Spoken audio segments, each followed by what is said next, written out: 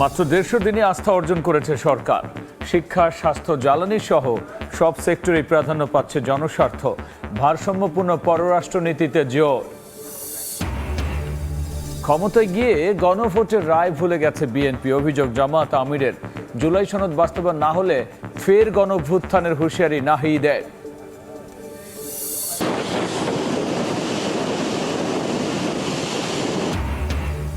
খুলে দেয়া হলো কাপ্তাই বাঁধের 16টি জলকপাট।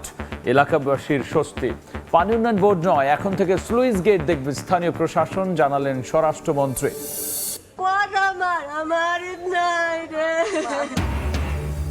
কুষ্টিয়া আধিপত্য বিস্তার নিয়ে দুপক্ষের সংঘর্ষ। প্রাণ গেল 2 জনের, আহত 1। এলাকায় থমথমে পরিস্থিতি। নরসিংদীতে ডাকাতদের ছুরিকাঘাতে গৃহকর্তা নিহত।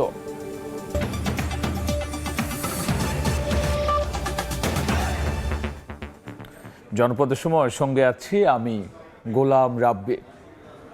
ক্ষমতা গ্রহণের মাত্র 150 দিনেই মানুষের আস্থা অর্জন করেছে সরকার। শিক্ষা, স্বাস্থ্য, জ্বালানি সহ সব খাতেই প্রাধান্য পাচ্ছে জনস্বার্থ। সরকারের 5 মাস পূর্তি উপলক্ষে সংবাদ সম্মেলনে কথা জানিয়েছেন প্রধানমন্ত্রীর উপদেষ্টা মাহদি আমিন। সরকার ভারসাম্যপূর্ণ পররাষ্ট্রনীতি বাস্তবায়ন করছে বলেও এ সময় জানিয়েছেন তিনি। নির্বাচনী ইশতেহার ও জুলাই সনদ একসঙ্গে বাস্তবায়ন করা হচ্ছে বলে জানান প্রেস সচিব। মিজানুর রহমানের ক্যামেরায় আহমেদ সালেহিনের রিপোর্ট। বহুল কাঙ্ক্ষিত ত্রয়োদশ জাতীয় সংসদ নির্বাচনে জনগণের সরাসরি ভোটে বিপুল সংখ্যাগরিষ্ঠতা নিয়ে সরকার গঠন করে বিএনপি। 12 ফেব্রুয়ারি নির্বাচনের পর 17 ফেব্রুয়ারি শপথ নিয়ে আনুষ্ঠানিক যাত্রা শুরু করে বর্তমান সরকার, যার বয়স মাত্র 150 দিন। বর্তমান সরকারের 5 মাসের অগ্রযাত্রা ও নানা উদ্যোগের বিষয়বস্তু তুলে ধরে প্রধানমন্ত্রীর কার্যালয়ে সংবাদ সম্মেলনের আয়োজন করে সরকার প্রধানের প্রেস উইং। নির্বাচনী ইশতেহার ও জুলাই সনদ একসঙ্গে বাস্তবায়ন করা হচ্ছে বলে জানান প্রেস সচিব সালেহ শিবলি। সরকার যে নির্বাচনী ইশতেহার প্রকাশ করেছিল, সেই 31 দফা নির্বাচনী ইশতেহার সেটি বাস্তবায়ন করছে। একই সঙ্গে জুলাই সনদ, যেটি সংসদের সাউথ প্লাজায় স্বাক্ষরিত হয়েছিল, যেভাবে স্বাক্ষরিত হয়েছিল সেভাবে বাস্তবায়ন করছে। সুতরাং 31 দফা এবং জুলাই জাতীয় সনদ, এগুলো সরকার পর্যায়ক্রমে বাস্তবায়ন করে চলছে। শিক্ষা, স্বাস্থ্য, জ্বালানি সহ বিভিন্ন সেক্টরে সরকারের নানা উদ্যোগের কথা তুলে ধরে প্রধানমন্ত্রীর উপদেষ্টা ডক্টর মাহদি আমিন বলেন, খুব কম সময়ে জনগণের আস্থা ও ভালোবাসা অর্জন করতে পেরেছে বর্তমান সরকার। এই অল্প সময়ের মধ্যেই সরকার রাষ্ট্র পরিচালনায় স্বচ্ছতা, সুশাসন, জনকল্যাণ এবং মানুষের প্রত্যাশা পূরণকে সর্বোচ্চ অগ্রাধিকার দিয়ে নিরলসভাবে কাজ করে যাচ্ছে। দায়িত্ব গ্রহণের পর সরকার মূলত গণতান্ত্রিক প্রতিষ্ঠানসমূহের পুনর্গঠন এবং অর্থনৈতিক স্থিতিশীলতা বজায় রাখাকে সর্বোচ্চ অগ্রাধিকার দিয়েছে। ভারসাম্যপূর্ণ পররাষ্ট্রনীতি বাস্তবায়নে সরকার জোর দিচ্ছে বলেও জানান প্রধানমন্ত্রীর উপদেষ্টা। বলেন, ভারত থেকে শেখ হাসিনাকে ফিরিয়ে আনার চেষ্টা চলছে। শহীদ রাষ্ট্রপতি জিয়াউর রহমানের হত্যায় জড়িত অভিযোগে সাবেক সেনা কর্মকর্তাকে গ্রেফতার ও সমসাময়িক কয়েকটা ধর্ষণ এবং হত্যাসহ বিভিন্ন মামলায় দ্রুত বিচারের নজির স্থাপনের কথাও জানান মাহদি আমিন। শিশু রামিসা ধর্ষণ ও হত্যা মামলার রায় 19 দিনে এবং মেহেরপুরের শিশু ধর্ষণ মামলার রায় 29 কার্যদিবসের মধ্যে সম্পন্ন করে দ্রুততম সময়ে বিচার নিশ্চিতের নতুন নজির স্থাপিত হয়েছে। শহীদ রাষ্ট্রপতি জিয়াউর রহমানের হত্যাকারী মোজাফফর হোসেনকে ঢাকা থেকে গ্রেফতার করা হয়েছে। আদালতে দণ্ডপ্রাপ্ত আওয়ামী লীগ নেত্রী শেখ হাসিনাকে ফিরিয়ে আনার লক্ষ্যে ভারত সরকার কাছে প্রত্যর্পণের যে বিষয়, সেটি প্রক্রিয়াধীন। সরকার এমন একটি ভারসাম্যপূর্ণ পররাষ্ট্র নীতি নিশ্চিত করতে যাচ্ছে, যেখানে প্রতিটি দেশের সাথে দ্বিপাক্ষিক ও বহুমাত্রিক সম্পর্ক গড়ে তুলতে পারি। জনগণের অধিকার রক্ষার মাধ্যমে তাদের স্বস্তিতে রাখাই বর্তমান সরকারের মূল লক্ষ্য বলে জানান প্রধানমন্ত্রীর উপদেষ্টা। আহমেদ সালেহিন, সময় সংবাদ, ঢাকা। সরকার গিয়ে গণভোটের রায় ভুলে গেছে বিএনপি। বরিশালে 11 দলের সমাবেশে এমন অভিযোগ করেছেন জামায়াতের আমির ডক্টর শফিকুর রহমান। একই সমাবেশে এনসিপির আহ্বায়ক নাহিদ ইসলাম হুঁশিয়ারি দিয়েছেন, গণভোটের রায় বাস্তবায়ন না হলে আবার গণভ্যুত্থানের পথ বেছে নেবে জনগণ। সুমন হাসানের ছবিতে অপূর্ব রিপোর্ট। জুলাই সনদ কার্যকর ও গণভোটের গণরায় বাস্তবায়ন সহ বিভিন্ন দাবিতে বিভাগওয়ারি সমাবেশ করেছে 11 দলীয় জোট। শনিবার বরিশাল নগরীর হেমায়েতুদ্দিন ঈদগাহ ময়দানে জড়ো হন নেতাকর্মীরা। আমরা সমাবেশে সরকারের কর্মকাণ্ডের সমালোচনা করেন এনসিপির আহ্বায়ক নাহিদ ইসলাম। বলেন, জুলাই সনদ বাস্তবায়ন না হলে আরেকটি গণ অভ্যুত্থান হবে। গণভোটের রায়ের আলোকে জুলাই সনদ বাস্তবায়ন না করে তাহলে গণ আন্দোলন এবং গণ অভ্যুত্থান পর্যন্ত যেতে আমরা বাধ্য হব। আমরা হরতাল অবরোধের মতো কর্মসূচি দেই নাই, কিন্তু যে কোনো সময় সেই ধরনের কর্মসূচি দেওয়ার জন্য আমাদের প্রস্তুতি রয়েছে। বিএনপির বিরুদ্ধে জুলাই সনদ নিয়ে প্রতারণার অভিযোগ তোলেন জামায়াতের আমির ডাক্তার শফিকুর রহমান। বলেন, ফ্যাসিবাদের পথেই হাঁটছে সরকার। বলেছেন গণভোটে হ্যাঁ বলুন, আমরা বলেছি গণভোটে হ্যাঁ বলুন, কিন্তু হ্যাঁ যখন বিজয়ী হলো, যেভাবেই হোক মেকানিজম করে তারা যখন ক্ষমতায় চলে গেলেন, তখন হাটা তারা ভুলে গেলেন। আপনারা দামি ফেসিবাদ হতে পারবেন, আসল ফেসিবাদকে এই জনগণ পাত্তা দেয় নাই। দামি ফেসিবাদ আবার কিসের? ফেসিবাদ যে পথে হেঁটেছে আপনারা সেই পথে হাঁটছেন। গণভোটের রায় বাস্তবায়নের দাবিতে 25শে জুলাই সিলেটে শেষ হচ্ছে 11 দলের বিভাগীয় সমাবেশ। মাঝে একজন অপূর্ব অপু, সময় সংবাদ, বরিশাল। কুষ্টিয়ার খোকসায় আধিপত্য বিস্তারকে কেন্দ্র করে দুই পক্ষের সংঘর্ষে 2 জন নিহত হয়েছেন, আহত হয়েছেন 1 জন। পুলিশ জানায়, আধিপত্য বিস্তারের জেরে শুক্রবার রাত 1টার দিকে স্থানীয় মিন্টু গ্রুপের একদল অস্ত্রধারী খোকসা উপজেলার দেবীনগর এলাকায় শামিরুল গ্রুপের ফারুক ও আব্দুল শেখের ওপর অতর্কিত হামলা চালায়। এ সময় তাদেরকে কুপিয়ে গুরুতর জখম করা হয়। স্থানীয়রা তাদের উদ্ধার করে কুষ্টিয়ার জেনারেল হাসপাতালে নিয়ে গেলে কর্তব্যরত চিকিৎসক ফারুক ও আব্দুল শেখকে মৃত ঘোষণা করেন। এই ঘটনায় আহত বল্লভ মণ্ডল নামের একজন হাসপাতালে চিকিৎসাধীন। নরসিংদীর মাধবদীতে ডাকাতদের ছুরিকাঘাতে গৃহকর্তা নিহত হয়েছেন, গুরুতর আহত হয়েছেন আরও 1 জন। শুক্রবার মধ্যরাতে 8 থেকে 10 জনের একদল ডাকাত মিলন মিয়ার বাড়িতে হানা দেয়। এ সময় তার বড় ভাই শাহজাহান সহ কয়েকজনকে ফোন করে জানায় ডাকাতি হচ্ছে। পরে আশপাশের লোকজন এগিয়ে বাধা দিতে গেলে ডাকাতরা ধারালো অস্ত্র দিয়ে এলোপাতাড়ি কোপাতে থাকে। তাদের ছুরিকাঘাতে ঘটনাস্থলে শাহজাহান মিয়ার মৃত্যু হয়। এ সময় গুরুতর আহত হন তার চাচা সুরজ মিয়া। প্রায় 20-25 মিনিট ধরে তাণ্ডব চালিয়ে নগদ টাকা ও স্বর্ণালংকার লুট করে পালিয়ে যায় ডাকাতরা। খবর পেয়ে পুলিশ ঘটনাস্থল পরিদর্শন করে, পরে নিহতের মরদেহ ময়নাতদন্তের জন্য নরসিংদী সদর হাসপাতালের মর্গে পাঠায়। টানা বৃষ্টি উজানের ঢলে বেড়েছে রাঙ্গামাটির কাপ্তাই হ্রদের পানি।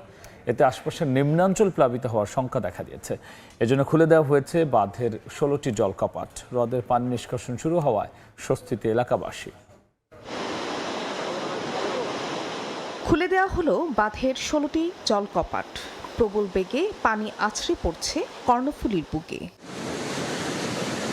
কাপ্তাই হ্রদের পানির চাপ কমাতেই এভাবে ছাড়া হচ্ছে পানি। গত 1 সপ্তাহের ভারী বৃষ্টিপাত ও উজান থেকে নেমে আসা পানি হ্রদের সর্বোচ্চ ধারণ ক্ষমতার কাছাকাছি পৌঁছেছে। পাশাপাশি বিভিন্ন নিম্নাঞ্চল প্লাবিত হওয়ার শঙ্কা দেখা দিয়েছে। এজন্য বাঁধের নিরাপত্তা ও মানুষের ক্ষয়ক্ষতি রোধে প্রতি বছরের মতো এবারও ছাড়া হলো পানি। মানুষের ক্ষতি হওয়ার আগে ছাড়া দেওয়া এটাই ভালো। অতিরিক্ত যদি পানি না ছাড়ে, এই উদ্যোগটা যদি নেওয়া না হয়, তাহলে আমাদের জনগণের বহুত মাল যান ক্ষয়ক্ষতি হচ্ছে। আগাম পানি ছাড়ার কারণে উজান ও ভাটির বাসিন্দারা উপকৃত হবে বলছে কর্তৃপক্ষ। 6 ইঞ্চি খুলে দিচ্ছি, তার মানে আপ স্টিম এবং ডাউন স্টিম এই 2 এলাকার লোকজনই উপকৃত হবে। তাদের কষ্টের কথা চিন্তা করে আমি আর্লিতে স্প্লে অপারেট করছি। কাপ্তাই পানি বিদ্যুৎ কেন্দ্রের তথ্য মতে প্রতি সেকেন্ডে 9000 কিউসেক পানি নিষ্কাশন করা হচ্ছে। এছাড়াও 5টি ইউনিটে বিদ্যুৎ উৎপাদনের জন্য ছাড়া হচ্ছে 90,000 কিউসেক পানি। সময় সংবাদ, রাঙ্গামাটি। পানি উন্নয়ন বোর্ড নয়, এখন থেকে স্থানীয় প্রশাসন স্লুইস গেট দেখবে বলে জানালেন স্বরাষ্ট্রমন্ত্রী সালাউদ্দিন আহমদ। উপকূলীয় এলাকার মানুষের জানমাল প্রাকৃতিক দুর্যোগের হাত থেকে রক্ষায় টেকসই বেড়িবাঁধ নির্মাণ করা হবে বলে জানিয়েছেন স্বরাষ্ট্রমন্ত্রী। সকালে পেকো উপজেলা মাঠে শামসুল হক ফাউন্ডেশনের উদ্যোগে বন্যায় ক্ষতিগ্রস্তদের পুনর্বাসনে 100 ঘর নির্মাণ কার্যক্রমের উদ্বোধন করে তিনি কথা বলেছেন। বন্যায় ক্ষতিগ্রস্ত স্কুল, কলেজ, মাদ্রাসা, সড়ক সহ সব ধরনের অবকাঠামো দ্রুত মেরামতের উদ্যোগ নেওয়া হবে বলেও জানান। অনুষ্ঠান শেষে পেকুয়ার বন্যায় ক্ষতিগ্রস্ত এলাকা পরিদর্শন করে সবার খোঁজ খবর নেন স্বরাষ্ট্রমন্ত্রী। উপকূলীয় এলাকার মধ্যে এই সমস্ত বন্যা, জলোচ্ছ্বাস, ঘূর্ণিঝড় এগুলো থাকেই। আমাদের যে সমস্ত করণীয় তা হচ্ছে আমরা বেড়িবাঁধগুলো যাতে মোটামুটি একটা শক্তিশালী বেড়িবাঁধ নির্মাণ করে মোটামুটি স্থায়ী রূপ দিতে পারি, তাহলে বেড়িবাঁধ রক্ষা করা যায়। আমরা এখন অনুশাসন জারি করেছি যে পানি উন্নয়ন বোর্ড কোনো রকমের কোনো সুইচ গেট ম্যানেজমেন্টের দায়িত্বে থাকবে না। এগুলো স্থানীয় প্রশাসন, টিএনও এবং ইউনিয়ন পরিষদের চেয়ারম্যান মেম্বাররা তারা রক্ষণাবেক্ষণ করবে, যাতে করে স্থানীয়ভাবে লোকজন ক্ষতিগ্রস্ত না হয়। চট্টগ্রাম বন্দর এনসিটি ও সিটি বিদেশি কোম্পানিকে ইজারা দেওয়ার প্রক্রিয়া বন্ধের দাবিতে প্রতীকী গণঅনশন করেছে বন্দর রক্ষা কমিটি। নিজস্ব অর্থায়নে নির্মিত এসব টার্মিনাল লাভজনক হওয়ার পরও বেসরকারীকরণ উদ্যোগের বিরোধিতা করে নেতারা বলেছেন, অবিলম্বে সরকার এই প্রক্রিয়া থেকে সরে না এলে দেওয়া হবে কঠোর কর্মসূচি। চট্টগ্রাম বন্দরে নিউমোরিং কন্টেনার টার্মিনাল ও চট্টগ্রাম কন্টেনার টার্মিনাল দেশি বিদেশি কোম্পানিকে ইজারা দেওয়ার উদ্যোগের প্রতিবাদে চলমান আন্দোলনের ধারাবাহিকতায় শনিবার প্রতীকী গণ অনশন কর্মসূচি পালন করে বন্দর রক্ষা কমিটি। সেখানে সংহতি জানায় শ্রমিক কর্মচারী ঐক্য পরিষদ সহ বিভিন্ন রাজনৈতিক সংগঠন। জনগণের অর্থে নির্মিত এনসিটি সিসিটি দেশীয় ব্যবস্থাপনায় সফলভাবে পরিচালিত হচ্ছে দাবি নেতাদের। আয় সবসময় বৃদ্ধি পাচ্ছে এবং কন্টেনার হ্যান্ডলিংও বৃদ্ধি পাচ্ছে। কি কারণে তারা বিদেশিকে দিবে এটা আমাদের বোধগম্য নয়। জাতীয় স্বার্থ রক্ষা করার জন্য ঐক্যবদ্ধ হয়েছে, এই জায়গায় বন্দর যাওয়া উচিত নয়। নিরাপত্তার বিষয় উল্লেখ করে বক্তারা বলেন, বন্দরের আশেপাশে কৌশলগত নানা স্থাপনার কাছাকাছি বিদেশি নিয়ন্ত্রণ জাতীয় নিরাপত্তার জন্য ঝুঁকি। এই সিদ্ধান্ত থেকে সরে না আসলে হরতাল, অবরোধ ও আমরণ অনশনের মতো কঠোর কর্মসূচির হুঁশিয়ারি দেন নেতারা। সমস্ত গুরুত্বপূর্ণ অবকাঠামোগুলি আমাদের এই অঞ্চলে, সেই তো আমাদের নিরাপত্তা বিঘ্নিত হবে। এই বিষয়টা আমরা বারবার তুলে ধরে রাখতে চাচ্ছি। আমরণ অনশন কর্মসূচি আসতে পারে, হরতাল, চট্টগ্রামে হরতাল অবরোধের মতো কর্মসূচি আসতে পারে। এর আগে গত ফেব্রুয়ারিতে এনসিটি বিদেশি প্রতিষ্ঠান ডিপি ওয়ার্ল্ডকে ইজারা দেওয়ার সরকারি উদ্যোগের প্রতিবাদে টানা 5 দিন ধর্মঘট পালন করে বন্দর শ্রমিকরা। ফেদুসলিপি, সময় সংবাদ, চট্টগ্রাম। বিয়ের অনুষ্ঠান শেষে বাড়ি ফেরা হলো না। নীলফামারীতে নিয়ন্ত্রণ হারিয়ে মাইক্রোবাস খাদে প্রাণ গেল 2 যাত্রীর। ভোরে কিশোরগঞ্জের যুগীপাড়া থেকে নববধূকে নিয়ে মাইক্রোবাসে সদরের বন্দরপাড়া ফিরছিলেন বরযাত্রীরা। পথে নিয়ন্ত্রণ হারিয়ে সড়কের পাশের খাদে উল্টে যায় মাইক্রোবাসটি। এতে ঘটনাস্থলে মারা যায় 7 মাসের শিশু এবং এক এইচএসসি পরীক্ষার্থী। আহত হন অন্তত 12 জন। তাদের উদ্ধার করে রংপুর মেডিকেলে ভর্তি করা হয়েছে। এদিকে শেরপুরের নলিতা বাড়িতে সড়ক দুর্ঘটনায় অটোরিকশা চালক ও এক যাত্রী নিহত হয়েছেন। এছাড়াও নরসিংদীর শিবপুরের পরীক্ষা শেষে বাড়ি ফেরার পথে সড়ক দুর্ঘটনায় 2 এইচএসসি পরীক্ষার্থীর মৃত্যু হয়েছে। কিশোরগঞ্জে বিএনপি নেতা জাহিদুল আলম জাহাঙ্গীর হত্যাকাণ্ডের ঘটনায় মামলা করা হয়েছে। ঘটনার 3 দিন পর সকালে মিঠামইন থানায় 3 জনের নাম উল্লেখ সহ অজ্ঞাত 10-12 জনের বিরুদ্ধে মামলাটি করেন নিহতের স্ত্রী। 15 জুলাই রাতে কামালপুর বেড়িবাদ এলাকায় উপজেলা বিএনপির সভাপতি জাহিদুল আলম জাহাঙ্গীরকে কুপিয়ে হত্যা করে দুর্বৃত্তরা।